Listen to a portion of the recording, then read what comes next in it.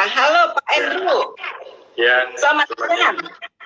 Siang Bu Evelyn, apa kabar? Senang. Komitmennya sudah join di IG Live berbagi-bagi kepada semua teman-teman. Oke Pak, kita tidak buang waktu karena IG Live cuma 1 jam. Untuk sekarang saya tadi saya sudah perkenalkan Pak Andrew sebagai Presiden Director dari Kartika Group. Sekarang saya silakan Pak Andrew akan perkenalkan diri dulu Pak, kepada teman-teman. Mungkin banyak teman-teman yang belum tahu siapa sih nakodah di belakang Kartika Sari Group. Tetapi kalau menyangkut Kartika Sari, saya pikir semua dari Sabang sampai Merauke ya Pak sudah kenal oleh-oleh yang sangat terkenal dari Bandung. Ya, silakan Pak Andrew. Ya. Siang. Suara saya cukup jelas, Bu Evelyn?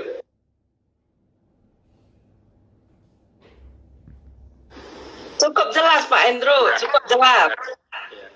Siangnya semua teman-teman. Pertama-tama saya mau mengucapkan terima kasih atas kesempatannya kepada Ibu Evelyn dan pada teman-teman yang join juga. Untuk hari ini saya jadi narasumber ya. Pertama-tama kenalkan nama saya Andrew Purnomo. Saya generasi kedua di Kartika Sari Group. Saya sudah bantu ibu ayah saya 20 tahun. Latar belakang saya lahir di Bandung, 11 Agustus 1975.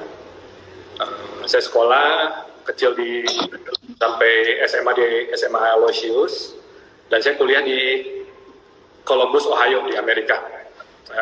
S1 saya mengambil major Industrial Engineering, dan S2 saya melanjutkan ke Franklin University dan major saya International Business. Jadi emang pertama-tama saya nggak ada rencana yang ngelanjutin bisnis orang tua, di mana waktu tahun 2000 itu bisnis ini untuk ibu-ibu ya, bisnis makanan dan minuman. Nggak ada yang nyangka sekarang bisnis makanan ini merupakan backbone juga ya untuk di perekonomian di Indonesia. Jadi ya saya cukup beruntung lah udah bisa berkecimpung di bisnis ini 20 tahun. Dan sekarang dengan adanya virus corona kita semua menghadapi kayaknya tantangan gitu ya, kalau boleh kita bilang yang harus kita lewatin. Memang yang waktunya kita kita hadapi bersama ya. Mungkin latar belakang saya cukup segitu dulu ya Bu Evelyn. Ya. Oke Pak Andrew sudah perkenalkan hampir 20 tahun memimpin bisnis ini. Berarti Kartika Sari lebih dari itu dong Pak. Betul, jadi sebetulnya kalau di Kartika Sari kita ada 2 divisi ya. Satu divisi yang emang retail, dan satu produk lagi yang untuk long shelf life product. Untuk produk retail kita kan pakai brand Kartika Sari. Kalau untuk yang long shelf life product yang dijual di minimarket, supermarket, itu pakai merek Kartika Tos. Dan emang ada beberapa merek private label ya, di supermarket juga kita jual. Itu Bu. Oke. Jadi ada 2 ya Pak Andrew ya. Betul. Satu yang Kartika Sari yang kita tahu yang banyak retail shop-nya ya, di Bandung itu. Ya. Satu lagi tadi apa? Kartika apa Pak? Kartika Tos. Kartika Tos. Oh, produknya lebih simpel. Ya. Jadi ada dua yang berbeda. Betul. Jadi emang semua di bawah. Produk yang emang shelf life-nya di atas 1 bulan. Kedepannya kita pakai merek Kartika Tos yang bisa didistribusikan secara nasional, bahkan ekspor ya kita pakai merek Kartika Tos. Tapi kalau untuk produk itu di merek Kartika Sari. Dan emang kalau Kartika Sari kita lebih premium ya, bahan-bahannya kualitasnya pakai butter gitu. Jadi emang lebih premium, dan emang kalau Kartika Sari sendiri kan bisnisnya souvenir ya. Jadi sebagai gift lah, boleh dibilang mungkin bahasa simpelnya oleh-oleh. Tapi emang orang belanja ke kita kebanyakan emang dengan kebiasaan orang Indonesia ya. Jadi mereka kan suka traveling terus berbagi ke tetangga, saudara gitu. Kayaknya kalau makanan emang produk yang tepat sih untuk dibagi ke saudara-saudara gitu dan teman-teman. Iya. Ya. Iya Pak, betul sekali Pak. Apalagi budaya kita suka berbagi ya Pak. Oke, baik Pak Andrew, untuk kesempatan ini sesuai topik yang kita akan bahas, yaitu survival mindset dan survival innovation idea, di mana pola pikir bertahan hidup di dalam during pandemi ini dan bagaimana untuk menjaga pertumbuhan bisnis. Kita tahu semua, Pak Andrew, semua saat ini banyak bisnis yang berjatuhan, banyak yang untuk bisa bertahan hidup. Tidak semua bisnis bisa jalan dengan langgeng, jangankan bicara bertumbuh, seperti Jack Ma bilang barusan. Bisa bertahan saja syukur tahun ini, jangankan bertumbuh, ya Pak Andrew ya. Nah, sebagai seorang pengusaha yang sukses, saya ingin tahu bagaimana Pak Andrew bisa sharing ke kita survival mindset ini. Apa yang diterapkan di perusahaan yang Bapak pimpin? Mungkin memang kadang-kadang saya jadi ingat waktu saya belajar waktu ngambil sekolah master gitu ya.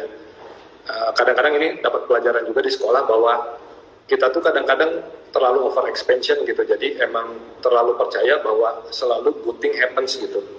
Padahal kadang-kadang orang suka lupa ada bad things happen. Nah kadang-kadang kita tuh lupa menabung, kita over ekspansi ya. Itu terjadi sama semua orang mungkin.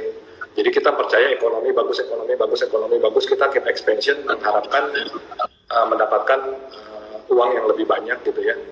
Bisnis jadi lebih besar, tapi kita suka lupa bahwa sebenarnya kalau keadaan satu hari jelek, kita punya tabungan untuk bertahan atau tidak gitu. Jadi itu yang sebenarnya kita diingetin untuk pertama. Dan emang beberapa bisnis yang emang perlu tabungannya lebih banyak kalau keadaannya jelek gitu. Nah itu yang sebenarnya kita lupa. Nah emang kalau sekarang ini untuk beberapa bisnis ya emang kita waktunya bertahan mencangin ikat pinggang ya. Paling-paling ya kita harus cost efisiensi ya, yang namanya bertahan dulu ya. Tapi dan juga memang seperti di kita pun di restoran ya, mau nggak mau kita kan harus melay-off beberapa pegawai ya, dirumahkan lah ya. Dan di Kartika Sari pun secara retail ada beberapa outlet kita yang tutup. Tapi kalau kita lihat kan kita bisa ngelihat bahwa kita proyeksi dulu 3-6 bulan ke depan. Maksud saya nggak mungkin selamanya virus ini terus dan keadaan baik ya, kita lihat ya. Dan kalau kita lihat langkah pemerintah juga sekarang udah cukup baik ya dengan PSBB ini, kita lihat sampai Lebaran. Setelah itu kelihatannya keadaannya lebih baik. Dan juga kita kayaknya kalau misalnya kan bisnis udah berjalan cukup lama, kita udah make money untuk segitu lama ya, kelihatannya kita emang waktunya ngeluarin tabungan, bertahan, kencangin ikat pinggang. Dan kalau menurut saya pegawai sih kalau kita perlakukan mereka baik, kita bisa ajak bicara ya. Keadaan kita emang seperti ini, mereka juga pasti membantu kita gitu untuk keluar di sini. Dan juga emang sekarang mungkin waktunya kita bebenah lah gitu, diingatkan, jadi kita istilahnya punya strategi apa ke depannya. Emang mungkin virus ini juga menurut saya sih emang membuat customer behavior berubah ya ke depannya. Emang sudah waktunya teknologi ini merubah segalanya, mungkin dengan virus ini mempercepat aja sih. Mempercepat orang-orang online, orang-orang lebih delivered, nggak terlalu on-site gitu ya. Dan juga beberapa produk sih mungkin orang jadi lebih hygiene juga ya. Terutama ada sisi positifnya juga sih, orang jadi lebih bersih sih sekarang dan mengutamakan itu. Cuma di sisi downside-nya gimana caranya orang tidak kehilangan pekerjaan dan segalanya sih. Kalau di bisnis makanan minuman sih kita ngelihat yang paling terdampak sih di restoran ya. Di restoran itu dampaknya besar sekali. Online pun menurut saya orang lebih ngirit karena biarpun online jalan, mereka nggak setiap hari beli online kan. Pasti mereka masih di rumah dan segalanya. Dan juga orang udah mulai banyak yang istilahnya, saya lihat segi positifnya sih SR lah. Mereka bikin makanan di rumah, bagi-bagi gitu ya, cukup bagus. Cuman kalau untuk bertahan kita ya emang sekarang waktunya, kalau kita lihat punya produk bagus, terus marketnya bagus ya kita mesti berani mengecilkan bisnis dulu ya untuk sementara waktu. Menurut saya kita mulai regroup lagi sih dari situ. Jadi kalau saya bilang kalau sekarang mikirin ekspansi sih nggak tepat ya, lebih baik kita bertahan dulu. Kita mau gimana strategik, nanti keadaannya baik kita baru berkembang lagi. Pasti ada waktunya sih. Emang yang sekarang ini waktunya istirahat lah sejenak gitu. Dan lebih regroup gitu ya, kayak brainstorming gitu menurut saya waktunya gitu. Iya betul Pak Andrew tadi udah bilang saat ini tetap ada dua lah ya, secara defensif artinya penghematan kos apa-apa ya, ada yang namanya nggak bisa bertahan sebentar diistirahatkan ya Pak. Ya, betul. Tapi mungkin ya jalur terakhir baru layoff lah ya, karena masih pakai tabungan yang ada yang selama ini sudah kita kumpulkan, kita kontribusi kembali di saat ini. Dan betul, dan juga tidak lupa tadi kita ofensif juga siapkan benar-benar. Nanti saatnya kalau sudah selesai, kata Pak Indro, tidak mungkin tidak selesai ya Pak, betul Pak. Saatnya sudah selesai, semuanya bisa lebih siap dan bisa lari dan bisa menjadi lebih baik ya Pak. Jadi dalam begitu, jadi tadi saya simpulkan Pak Andrew bilang di samping itu kita benar-benar kita nanti harusnya lebih baik dan lebih kuat lah nantinya ya Pak. Ya amin Pak. Amin Pak. Nah Pak, tadi ada satu poin yang Pak Andrew bilang, sekarang masalah konsumen itu banyak yang cooking at home ya Pak, baking at home. Iya betul. Nah itu saya tertarik sekali itu, betul itu Pak. Semua yang ini emak-emak, orang-orang semua bikin cookies, bikin apa di rumah. Betul. Itu kira-kira suatu pola pikir atau peluang yang bagus nggak ya Pak Endo ya? Atau membahayakan, bukan membahayakan, menjadi saingannya ketika sore nantinya? Kalau saya bilang, bagaimana pendapat? Jadi menurut saya sih gini, menurut saya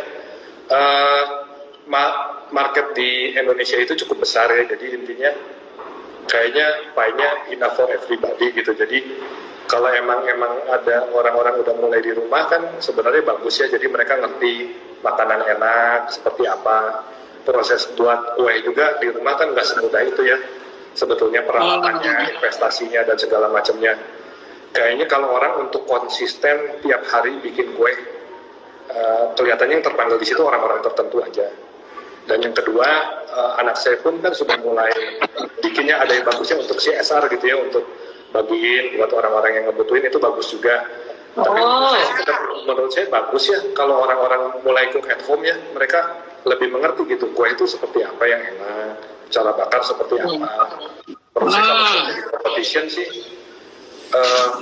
tiap hari emang kompetisi ada gitu ya.